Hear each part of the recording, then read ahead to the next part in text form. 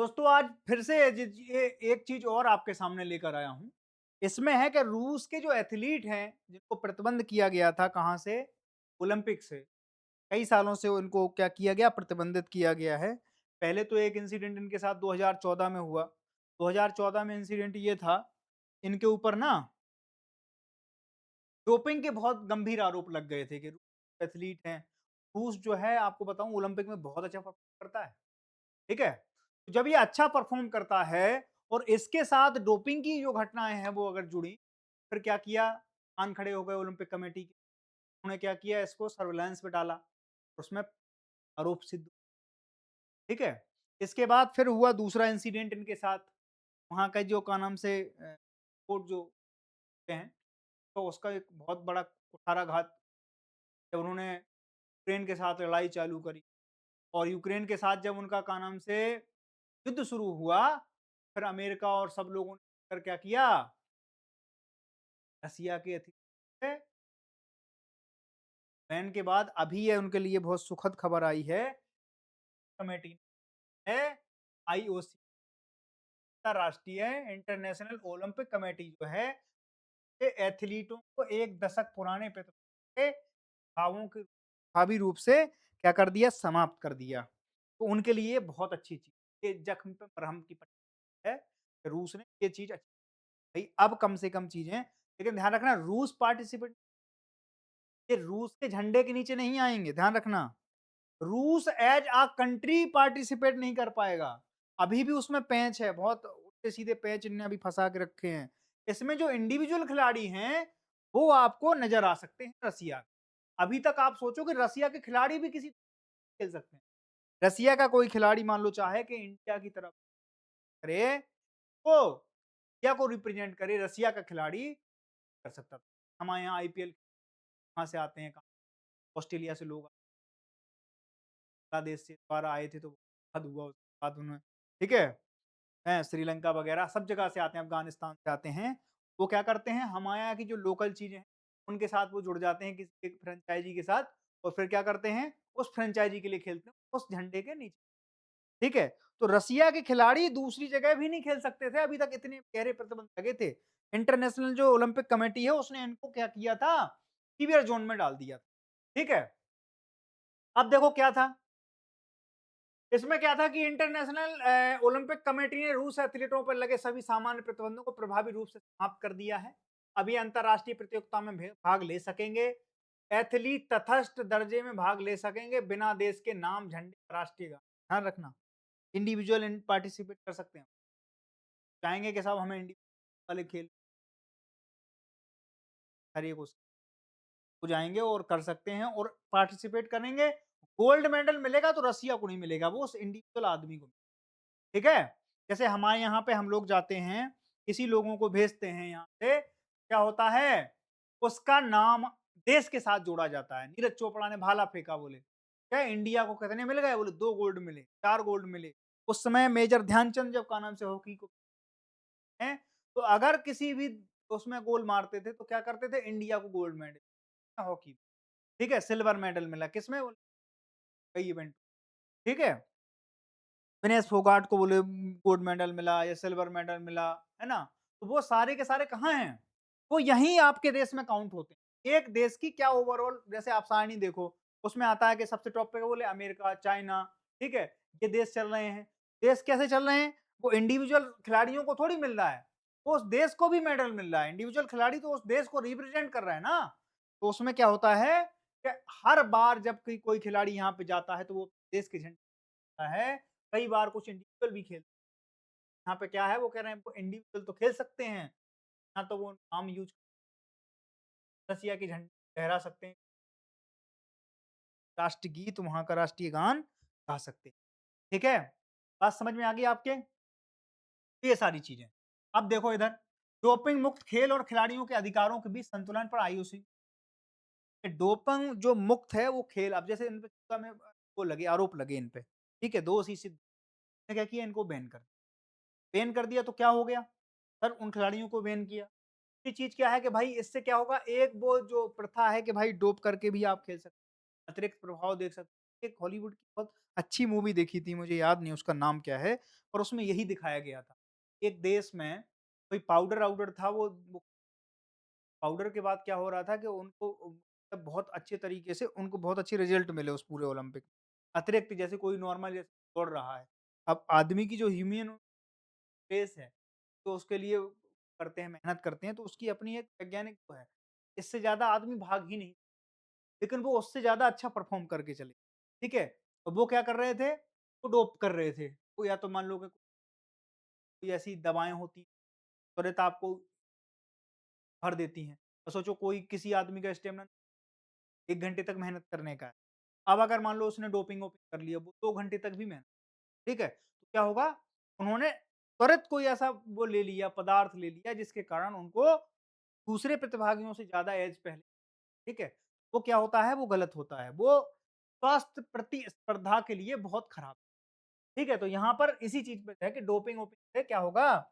खिलाड़ियों में प्रतिस्पर्धा में कोई दिक्कत आती है, इसलिए डोपिंग ज़्यादा बेहतर है। तो यही ठीक है? 2014 में एक डोपिंग घोटाला हुआ रसिया में। रूस पर राज्य प्रायोजित डोपिंग का आरोप लगा था। ध्यान रखना, इसमें कोई खिलाड़ी इन्वॉल्व थे, वो खिलाड़ियों पे आरोप नहीं था। उसमें था कि रसिया देश के स्तर पे, एक राष्ट्र के स्तर पे इस तरीके से ग्रूम करता है लोगों को, ताकि वहाँ पर क्या है, डोपिंग करके मेडल अर्जित की कुछ ऐसी नशीली दवाएँ खा लें, इससे अच्छा भाग सकें, परफ़ॉर्म कर सकें। तो क्या है, डोप करके क्या कर रहे थे ये लोग?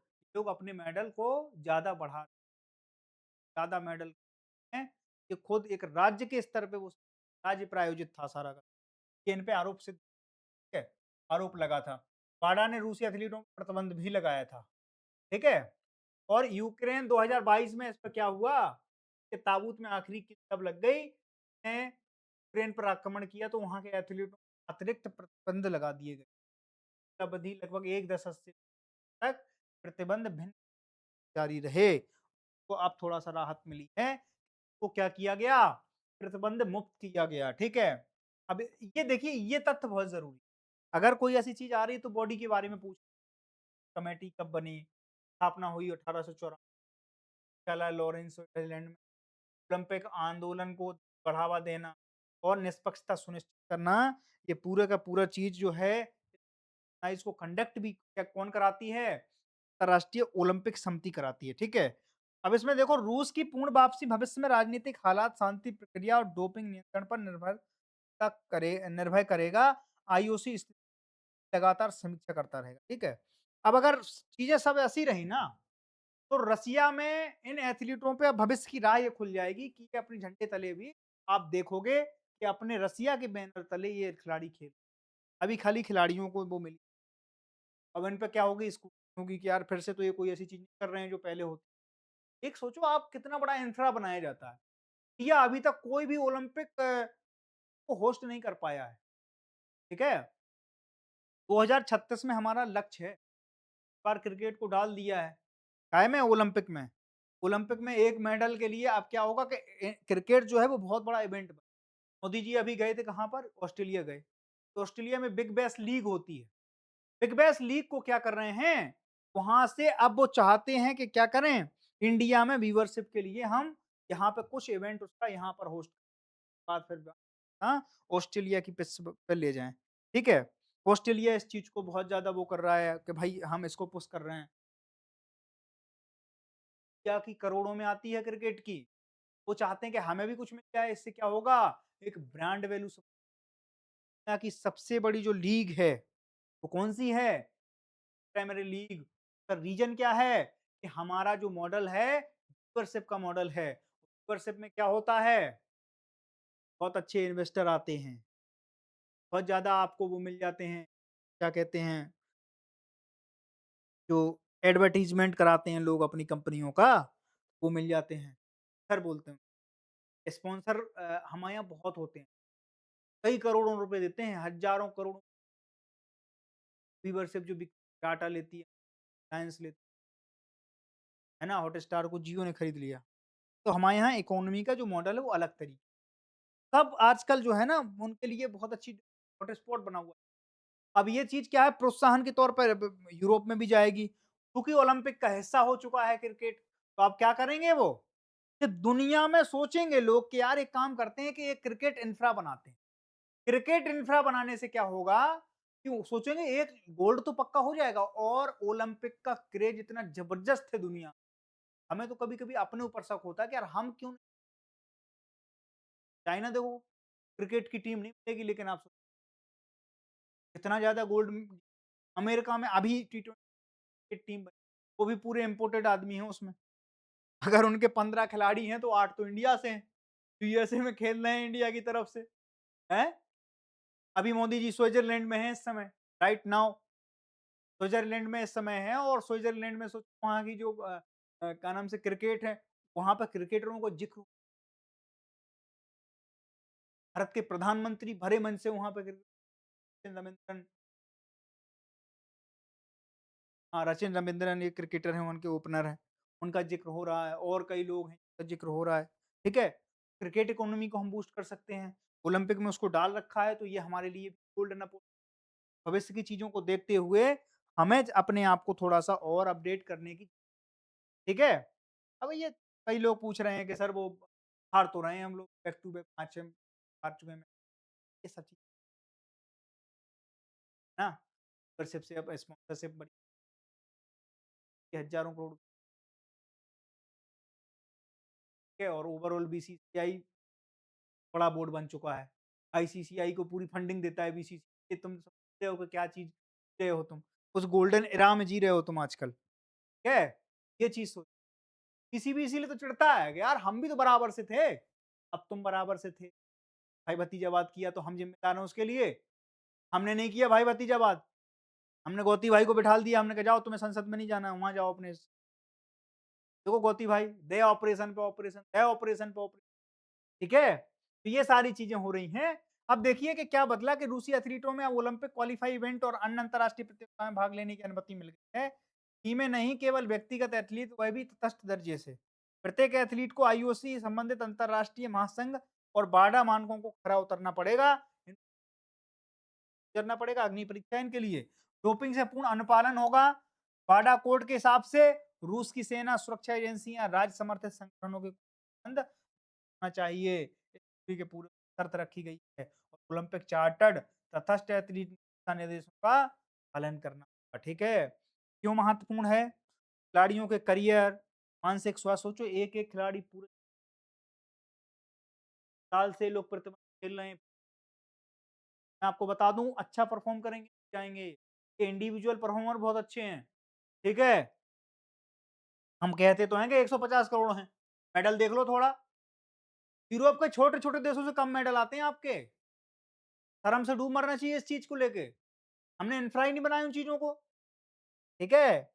और उनके अधिकारों की रक्षा, खेलों के वैश्विक एकता और निष्पक्षता को बनाए रखने की दिशा में एक कदम बढ़ाए जा रहे हैं। भविष्य में रूस की ओलंपिक भागीदारी की राह और आसान हो सकती है।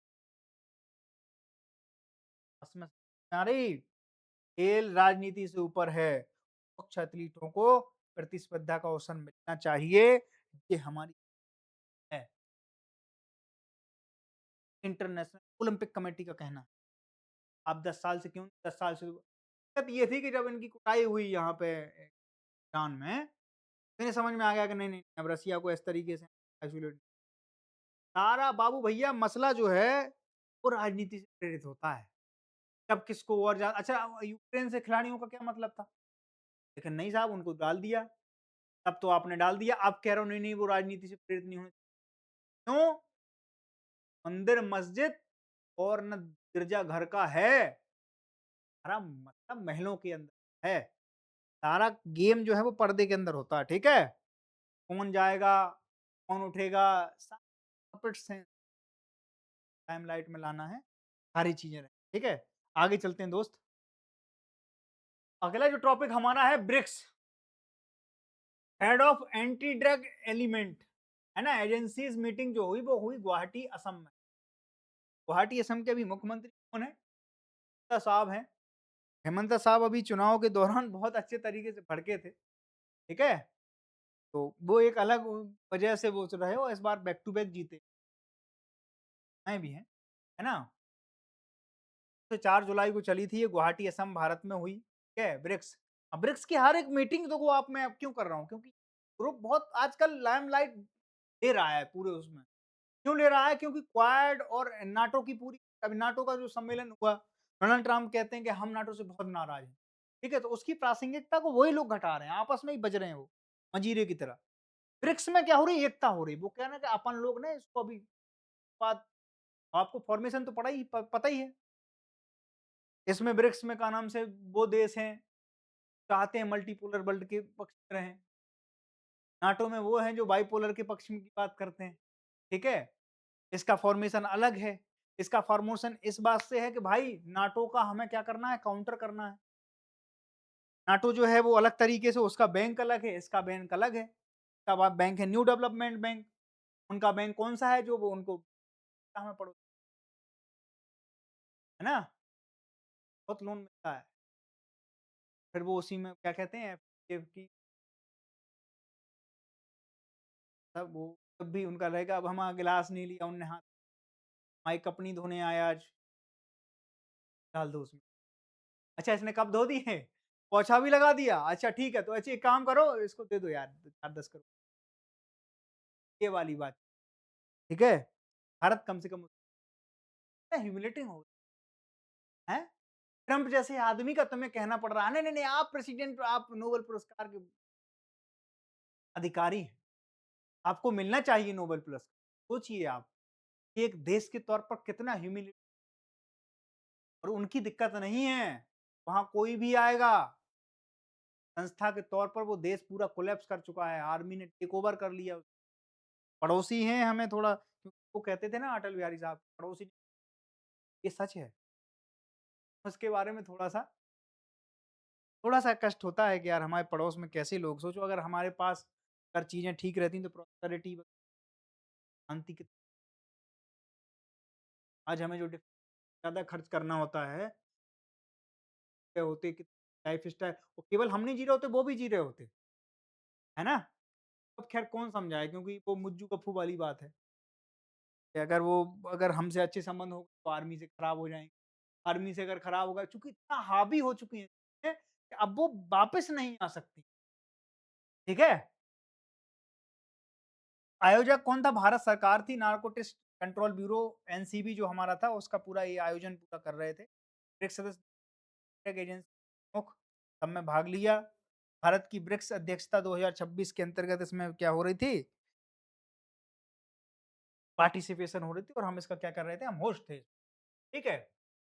गुवाहाटी पत्र की घोषणा और गुवाहाटी पत्र में क्या चीज़ें निकल के आई हैं, वो चीज़ें देखने वाली हैं।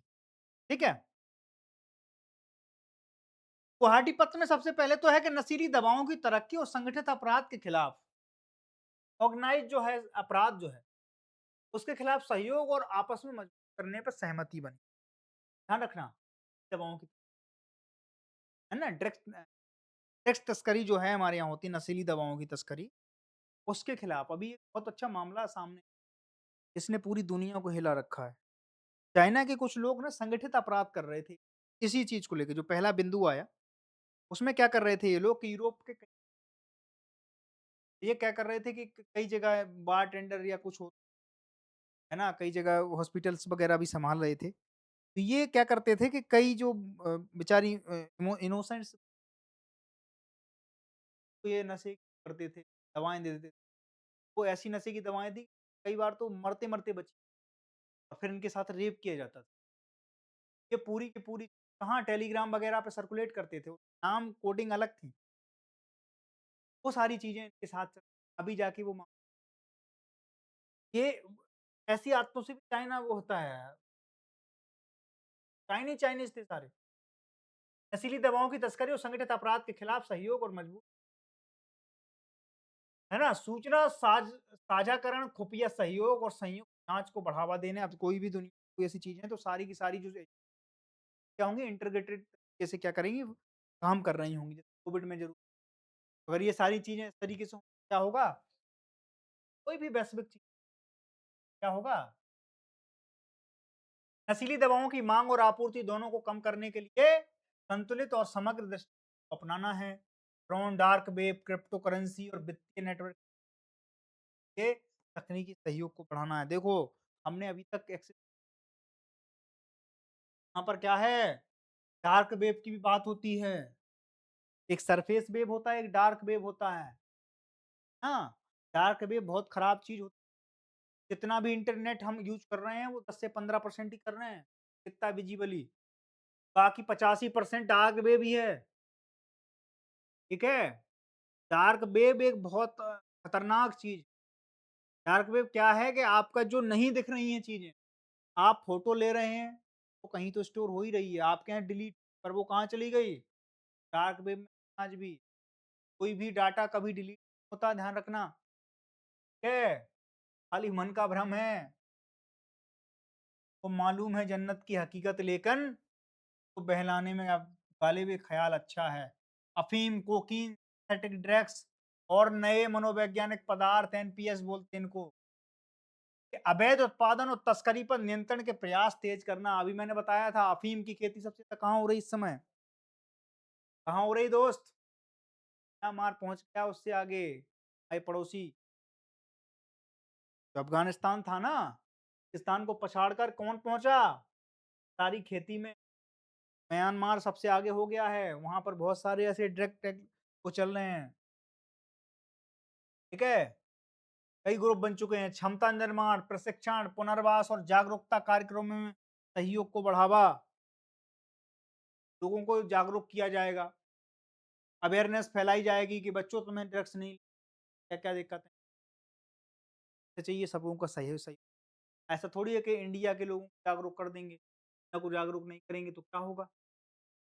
होगा कि यहाँ के करके उन्हें बेच देंगे। सब लोगों का जागरूक होना ज़रूरी है, तब तो इन सारी चीज़ों पे जाएगा। अब ब्रिक्स के सदस्य देश देख लो आप एक बार ना, ये तो हैं जिन लोगों ने फ़ॉर्मेशन है।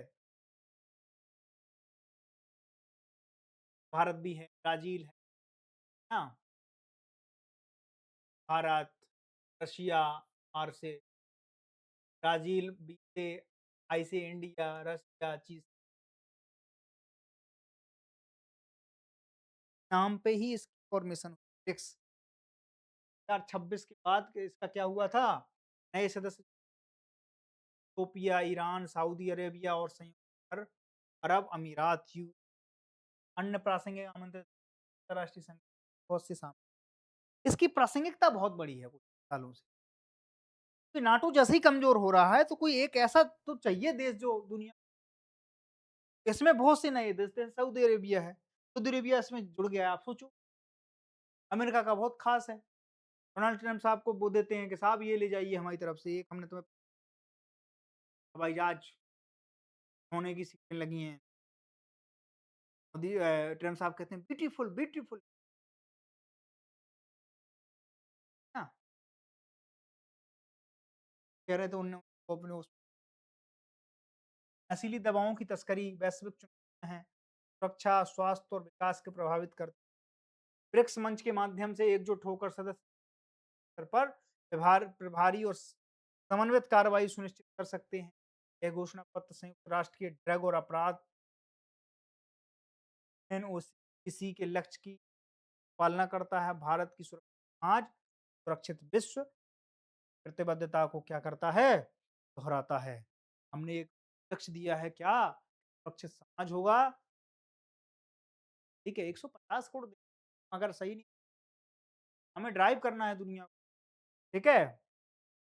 भारत का दृष्टिकोण क्या है कि भारत नस्ली दवाओं के खिलाफ शून्य सहनशीलता, ज़ीरो टॉलरेंस की नीति है हमारी, और मानव केंद्रित दृष्टिकोण विश्वास रखता है। रोकथाम, उपचार, पुनर्वास और पुनर्स्थिति को, क्या नशीली दवाओं की बात है, अल्कोहल की, अल्कोहल पे टेंडर भी उठवाते हैं, लीकर पॉलिसी में हम किसी को धर दबोचते हैं, फिर खुद ही बेचते हैं, ठीक है? अल्कोहल में और सॉरी, नशीली दवाओं में थोड़ा अंतर है। ये पूरा का पूरा नेटवर्क अरबों डॉलर का है। किसी भी देश को दो कोलैप्स कोलैप्स कर सकता है, ध्यान रखना। सोचो आप किसी, इतना आसान है किसी देश की युवा पीढ़ी को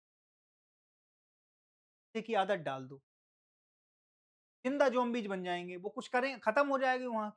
प्रोडक्टिविटी नहीं होगी, कुछ भी नहीं होगा, कोई तरक्की नहीं होगी, सिर्फ तरक्की हो जाएगी। यही चाहते हैं। इस तरीके से मानसिक अपाहिज बना दें आपको, है ना? शारीरिक अपाहिज बना दें। तरीके से वो प्रयास भी करते हैं कि ब्रिक्स एंटी ड्रग्स सहयोग का यह नया अध्याय हमारे सामूहिक प्रयास को नई दिशा और गति देगा, ताकि नशा मुक्त और सुरक्षित दुनिया का निर्माण किया जा सके। ब्रिक्स की है, ध्यान रखना। ब्रिक्स के बारे में हमने आपको बता दी। हमने आपको गुवाहाटी घोषणा पत्र में ये क्या किया है,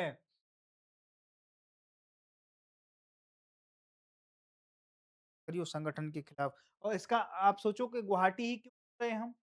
क्योंकि म्यांमार वगैरह और वो जो एरिया है ना, उधर बहुत सारे तस्करी का वो मामला को एक डायरेक्ट मैसेज भी अब ये जो गोल्डन ट्रायंगल बना रखा है, गोल्डन ट्रायंगल बने हुए हैं इनके। डायरेक्ट तस्करी के ट्रायंगल बने, गोल्डन ट्रायंगल वगैरह वो सारा इलाका देखो आप। सर्च करना गूगल पे गोल्डन ट्रायंगल। इसी बारे में बताते हैं कि कहाँ-कहाँ से चीज़ें किस तरीके के कौन-कौन से दुनिया में कौन-कौन से लोग ज़्यादा कंज़्यूम करते हैं। इसके ऊपर एक रिपोर्ट है, मैं कभी अगर मौका मिला तो मैं आपको बताऊँगा। इंडिया में कितने हालात खराब हैं, पंजाब वगैरह के, ठीक है? अभी एक मूवी बनी थी आपकी धुरंधर। धुरंधर में आपको तस्करी का ही पूरा नेट बताया गया कि नेक्सस किस तरीके से काम करता है, कहाँ-कहाँ काम करता है, किस तरीके से कहाँ-कहाँ चीज़ें डंप करी, तो किस तरीके से फिर वो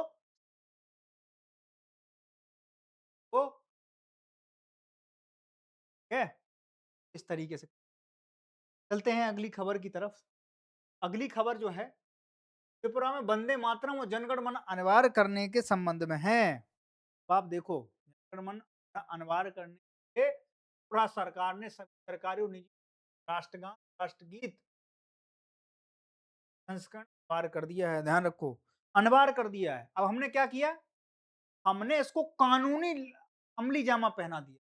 और कानूनी अमली जामा जब आप किसी चीज़ को पहनाते हैं, तो उसकी बेसिक पेंच क्या है?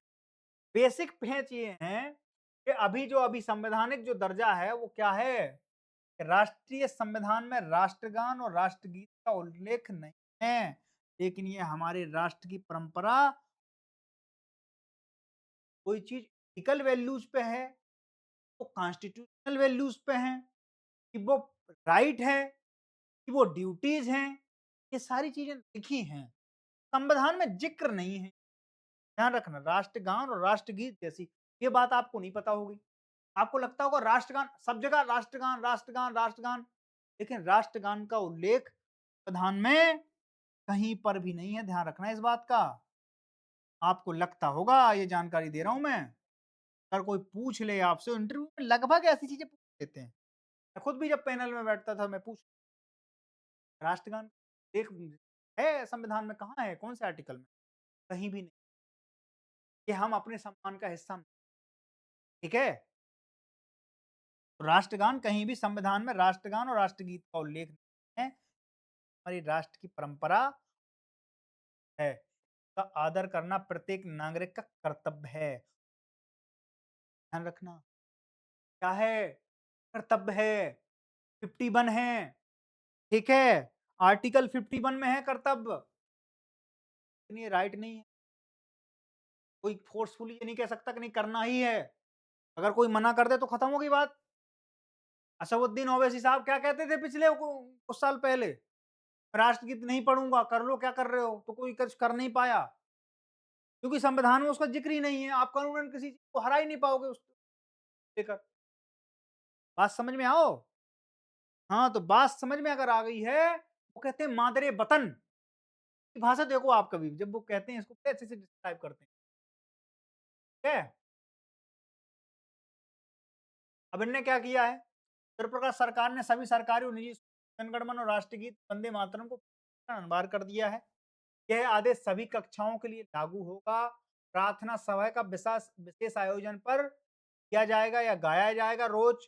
छात्र के सदनों को छात्रों के बोल, अर्थ और महत्व को, राष्ट्रगान क्या है, राष्ट्रगीत क्या है, वो सब पता होगा आपको। आदर उचित के किया गया है, काल प्रभाव से लागू हो, ठीक है? ऐसा करने वाला चौथा राज्य। पहले कौन कर चुका है? त्रिपुरा के पहले महाराष्ट्र, मध्य, ठीक है? ये 4 राज्य बन चुके हैं। आदेश पारित कर दिया है। ऐसा ही होना चाहिए कि हमारा हुक्म है और हमारा वचन ही है शाश्वत, चाहे संविधान में लिखा हो चाहे ना लिखा हो। अब राष्ट्रगान का महत्व है, देखो एक चीज बताऊं मैं आपको। राष्ट्रगान और राष्ट्रगीत हमारे राष्ट्र की एकता, संप्रभुता और संस्कृति गौरव के प्रतीक है ना। लोगों में राष्ट्र प्रेम, अनुशासन और संवैधानिक मूल्य भावना को करता है। देश के प्रति सम्मान और कर्तव्य बोध का विकास कराता है। अगर ऐसी चीजें डाल ही देते उस समय क्या ही दिक्कत थी। लेकिन उस समय उन्हें दूसरी तरीके से जिन सारी चीजें देख ही रहे थे। ठीक है। अब इसके रचयिता कौन है? तो राष्ट्रगान के रचयिता हमारे रविंद्रनाथ ठाकुर जी हैं। बंगला में लिखा गया है। अपनाया गया 24 जनवरी 1950 को संविधान सभा द्वारा। अवधि लगभग 52 से, ध्यान रखना राष्ट्रगान की अवधि। अब बहुत पूछा था पहले, राष्ट्रगान की अवधि क्या है? 52 सेकंड है ऑफिशियल। ठीक है। रचयिता कौन है इसके राष्ट्रगीत के, वंदे मातरम के? तो बंकिम चंद्र चट्टोपाध्याय, जो हमने अभी बताया था, पूरे के बारे में एक दिन बताया जिस दिन ना इनका जन्मदिन था, उस दिन मैंने इनके बारे में बहुत विस्तार से, ये बहुत फेवरेट है। आनंद मठ की इन्होंने स्थापना करी है। ठीक है। आनंद मठ भाषा जो उपन्यास का मूल है, उसमें ही इन्होंने क्या लिखा था? वंदे मातरम अपनाया गया 7 सितंबर, कांग्रेस अधिवेशन राष्ट्रगीत पूर्ण संस्था अंतरिक। और इसको फिर बाद में क्या कर दिया गया? अधिवेशन, कांग्रेस के अधिवेशन में अपनाया गया था, वही फिर राष्ट्र के लिए है, भारत कर। बात समझ में आई? भारतीय राष्ट्रवाद और राष्ट्रीय प्रतीक, सांस्कृतिक एकता और विविधता, शिक्षा नीति और मूल्य शिक्षा, और संवैधानिक मूल्य, नागरिकों के कर्तव्य के बारे में यूपीएससी के लिए ये प्रासंगिकता बढ़ जाती है। कि हम ये थोड़ी कह सकते हैं, लेकिन हमें ये पता होना चाहिए। हमें ये पता होना चाहिए। सर इसका संविधान में तो जिक्र नहीं, पर राष्ट्र की आस्था का विषय, राष्ट्र के सम्मान का विषय है। राष्ट्र की एकता और विविधता को बनाए रखने के लिए ऐसी चीज सांस्कृतिक धरोहर का हिस्सा है। ठीक है। ये चीजें भी बहुत जरूरी है। ये चीजें उतनी ही जरूरी हैं जितने की आपके आर्टिकल हैं, जितने की आपकी प्रस्तावना है। इसी दर्जे में आप इन्हें भी रखिए। ठीक है। कोई भी सभा में अगर नमक नहीं है सब्जी में, तो सब्जी में मजा नहीं आएगा। ठीक है। तो नमक का काम करते हैं। बात समझ में आ गई? चलते हैं अगली चीज। ये चीज पता चल गई कि अभी तक हमारे राष्ट्रगीत और राष्ट्रगान जो है स्थानिक उसमें नहीं है किसी। ठीक है। और वो हमारे कर्तव्यों में है, जो कि बाद में जोड़ा।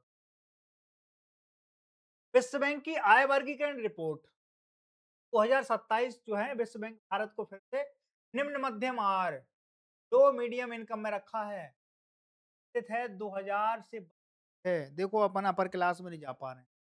अपन ने लक्ष्य तो हमारे लिए 2047 तक हमारा क्या हो जाएंगे, हम सारी चीज कर लेंगे। हम इस वाली श्रेणी को 1009 से नहीं, लोअर मिडिल इनकम जो हमारी है उससे नहीं निकल पा रहे हैं हम। और ये ऐसा गंदा डेंट लगा है हमारे ऊपर, पता नहीं किसकी नजर गई। इतने सारे लोग हैं इस धरती पर, मिर्ची टांग दो यार कहीं दरवाजे पे, रोज मंगाओ रोज टांगो, क्या बदल जाए, है ना। ये नींबू वाली चीज दोस्त, सबको मेहनत करनी पड़ेगी, सबको अपनी भूमिका समझनी पड़ेगी।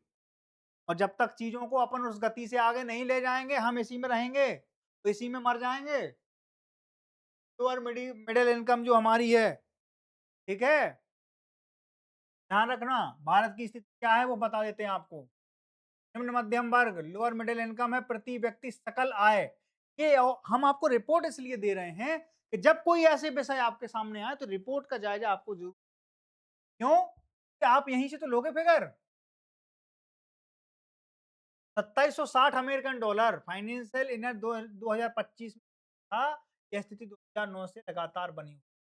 ठीक है। जीएनआई, सकल राष्ट्रीय आय हमारी जो है, ठीक है, ग्रोस नेशनल इनकम जो हमारी है 2760 अमेरिकन है। श्रीलंका में यह कितनी है? 4270 व्यक्ति है। वियतनाम में 4660। यहाँ का मैंने वो बताया आपको कि वहाँ की राष्ट्रपति के ऊपर क्या है, हुक्म चलाया गया है, 4270 है, प्रति व्यक्ति आय है। तो इसीलिए तो है, क्योंकि वहाँ के देश के नेताओं के ऊपर हम महाभियोग भी ला सकते हैं। इसीलिए लोगों को डर होता है। हमारे यहाँ एक बार जो चीज़ें ले ली, किसी ने भी ले ली यहाँ, व्यवस्था के तौर पर हम ये मानते हैं, एक बार आप सिस्टम में घुस गए, फिर आप इतनी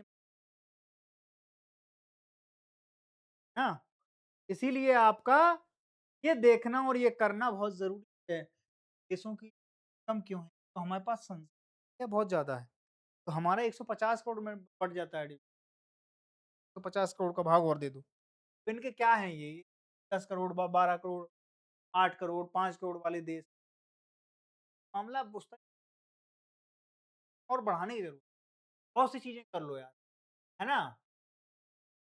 विश्व बैंक देशों की उन प्रति व्यक्ति सकल आय, राष्ट्रीय आय के आधार पर 4 समूह में बाँटा है। यह वर्गीकरण ऋण, अनुदान, का सहायता और पात्रता तय ध्यान रखना।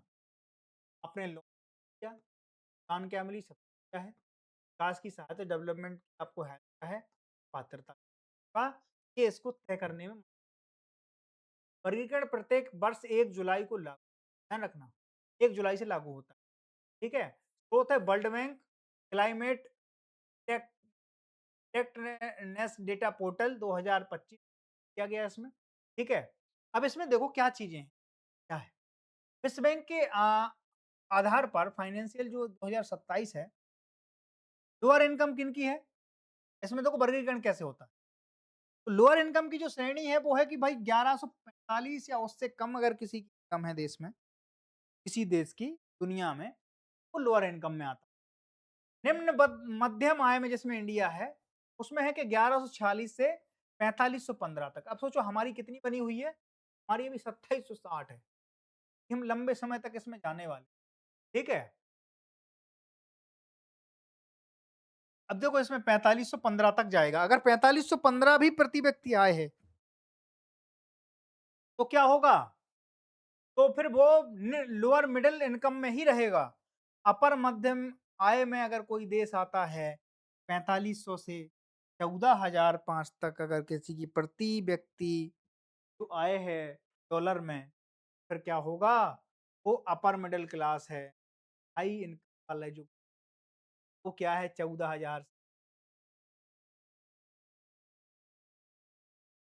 14,000 से ऊपर वाले जितने प्रति व्यक्तियों की आय $14,000 से आए हो, फिर वो कितनी भी आय में रख दिया जाएगा, हाई इनकम में अमेरिका आता है, जर्मनी आता है, जापान आता है, ये बहुत, आप समझो यार, इस तरीके से सोचा करो आप। हाँ, चाइना अभी कहाँ डला है? चाइना की अब इनकम यार इसमें दी, हमारे हिसाब से वो इस वाले ग्रुप में है ना, अपर इनकम से अपर मध्य इनकम के बीच का, ठीक है? क्योंकि आप सोचो ना, 150 करोड़, 100 करोड़ से ज़्यादा का भाग दे दो, तब घट जाती हैं चीज़। अब ये अमेरिका है, 30-40 करोड़ के देश का का देश है। उनके पास बहुत सारी 28-30 करोड़ की इकोनॉमी है। उसमें अगर तुम दोगे तो वो हाई इनकम में तो रहे, ठीक है? भाव बहुत ज़्यादा है, ठीक है? उदाहरण के लिए देखो आप, हमारे साथ नेपाल है, बांग्लादेश है, हमारे दूसरे ग्रुप हैं, पैसे के मामले में हम, ठीक है? भारत की प्रति व्यक्ति आय में पिछले वर्षों की तुलना में अभी भी आय श्रेणी ऊपरी सीमा से नीचे है। किसी देश को उच्च श्रेणी में जाने के लिए अधिक आय और समावेशी विकास डेवलपमेंट बनाए रखना होता है। आय वर्ग में बदलाव से अंतर्राष्ट्रीय वित्तीय संस्थानों को पहुंच पर प्रभाव पड़ता है। ये सारी चीजें ही हमने आज की रिपोर्ट की। 4 वर्गों में इसको बाँटा गया है। Lower income, lower middle income, बाद higher middle income, upper middle income और हायर इनकम, 4 ग्रुपों में बाँट दिया गया। पास 1145 डॉलर प्रति व्यक्ति आय है देश की, या तो लोअर इनकम में या आय में आएगी, लोअर इनकम में आएगी। 1145 से 4515 अगर किसी आय है डॉलर, फिर वो काय में आएगा? पर मिडल इनकम में आएगा। अगर किसी 40,000 $60,000 हायर मिडल इनकम में आ जाता है, अगर हाई इनकम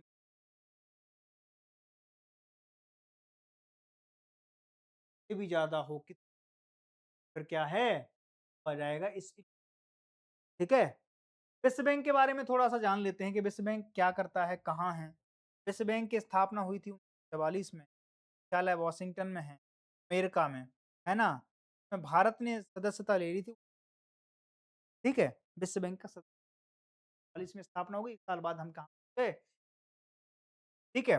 अब विश्व बैंक का उद्देश्य क्या है कि सतत समावेशी विकास के लिए गरीबी उन्मूलन, साझा समृद्धि को बढ़ावा देना, ये हमारी जो है प्राथमिकता है। अब जितनी भी योजनाओं में आप देखोगे इन्हीं संस्थाओं का प्रभाव दिखता है। जब हम कहते हैं सस्टेनेबल डेवलपमेंट, आपको हर एक चीज़ में दिख जाएगा। ट्रांसपेरेंसी, सतत विकास, क्यों? ये कहाँ से आ रही? कमांड ही वहीं से आती है। दुनिया के चीज़ों को हमें क्या करना होता है? मीट करना होता है। जब हम अपनी कल्पना करते हैं कि हमें अमेरिका जैसा बनना है, अमेरिका से अच्छा बनना है, या हमें जापान जैसा बनना है, या हमें जर्मनी से बढ़िया बनना है। जब बनना है तो फिर हमें देशों के साथ जो घुल-मिल के रह रहे हैं, हमें कॉम्पिटिशन में ही तो जाना पड़ेगा। आपको यूपीएससी की अगर संस्था मान लो क्रैक करना है, तो हमें जो क्वेश्चन आंसर हैं वो दुनिया के हिसाब से देने पड़ेंगे ना, देश के हिसाब से। हम अपने कमरे में कह दूँ कि हमारे हिसाब से बढ़िया चल रहा है, तो ऐसे थोड़ी होता है। ठीक है? तो आज ये देख लेते हैं थोड़ा-सा, इसके बारे में थोड़ा-सा क्वेश्चन देख लेते हैं, क्वेश्चन हमने थोड़ा-सा बनाए हैं यहाँ पे। सबसे पहले तो ये देख लेते हैं कि एमसीक्यू क्या है कि निम्नलिखित कथनों पर विचार कीजिए। विश्व बैंक देशों को आय वर्गीकरण व्यक्ति आय के आधार पर करता है। ब्रिक्स गुवाहाटी घोषणा पत्र का मुख्य उद्देश्य मादक पदार्थों की तस्करी और संगठित अपराधों के विरुद्ध सहयोग बढ़ाना है। मैं अभी आपको पढ़ा चुका हूँ। फिलीपींस में राष्ट्रपति प्रणाली लागू है। तीनों चीजों में सही कथन सही है।